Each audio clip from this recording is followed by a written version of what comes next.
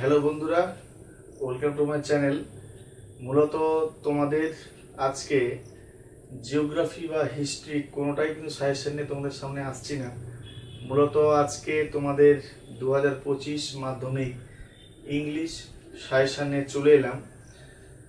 আমাদের কাছে অনেকেই ইংরেজি শিক্ষক মহাশয় রয়েছেন যাদের পর্যালোচনায় যারা আমাদেরকে ইউটিউবে ছাড়ার জন্য আমাদেরকে সাজেশন প্রিপেয়ার করে দিয়েছেন, যদিও ভিডিওতে নাম বলবো না। ওনার কৃতিত্বে আজ তোমাদের সামনে মূলত ভিডিওটা নিয়ে চলে এলাম।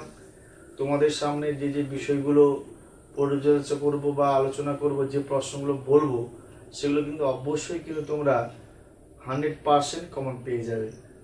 তো তোমাদের সামনে যে বিষয়টি বোর্ডে লিখে রেখেছি দেখেছো, যে তোমাদের টোটাল সিন পোর্শন থেকে তোমাদের মূলত 20 মার্কের প্রশ্ন আসে।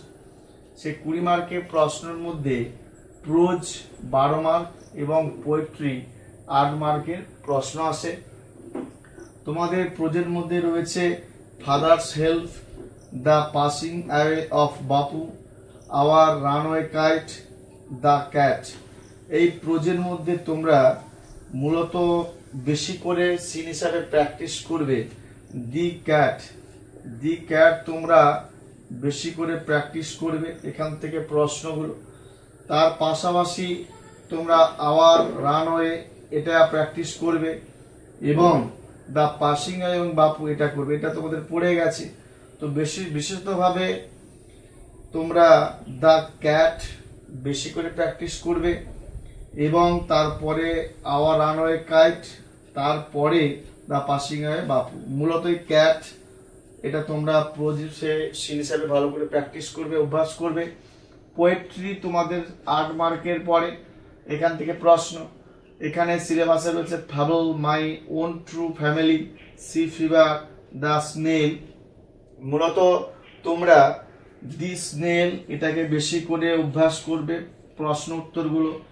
তারপরে ফ্যাবল প্র্যাকটিস করবে, তারপরে তোমরা করবে সি ফিভার। তাহলে মূলত তোমরা পোয়েট্রিতে 8 মার্ক যদি পেতে চাও, দ্য স্নেল বেশি করে প্র্যাকটিস করবে, তারপরে প্র্যাকটিস করবে ফেবল, তারপরে সি ফেভার। মূলত দ্য স্নেল কিন্তু এখান থেকে ভেরি ভেরি ইম্পর্টেন্ট। এরপর তোমাদের বলছি তোমরা কোন কোন টপিকগুলো আনসিন হিসাবে প্র্যাকটিস করবে।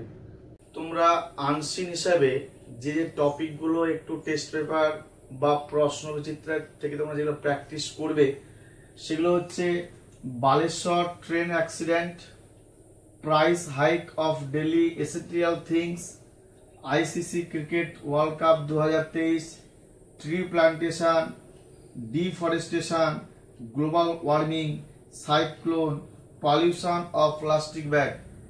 এই টপিকের উপর তোমরা কিন্তু আনসিনগুলো প্র্যাকটিস করবে। আশা রাখছি এই আনসিন থেকে যে 28 মার্কস যে আসে, তোমরা কিন্তু এই টপিক থেকে কিন্তু প্রায় কমন পেয়ে যাবে।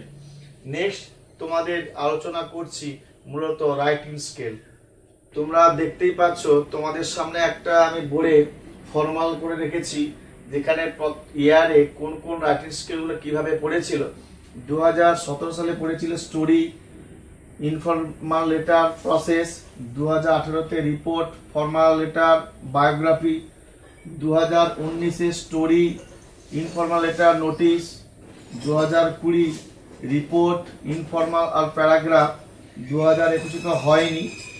2022 story, informal, notice. 2023 biography, formal letter আর প্যারাগ্রাফ।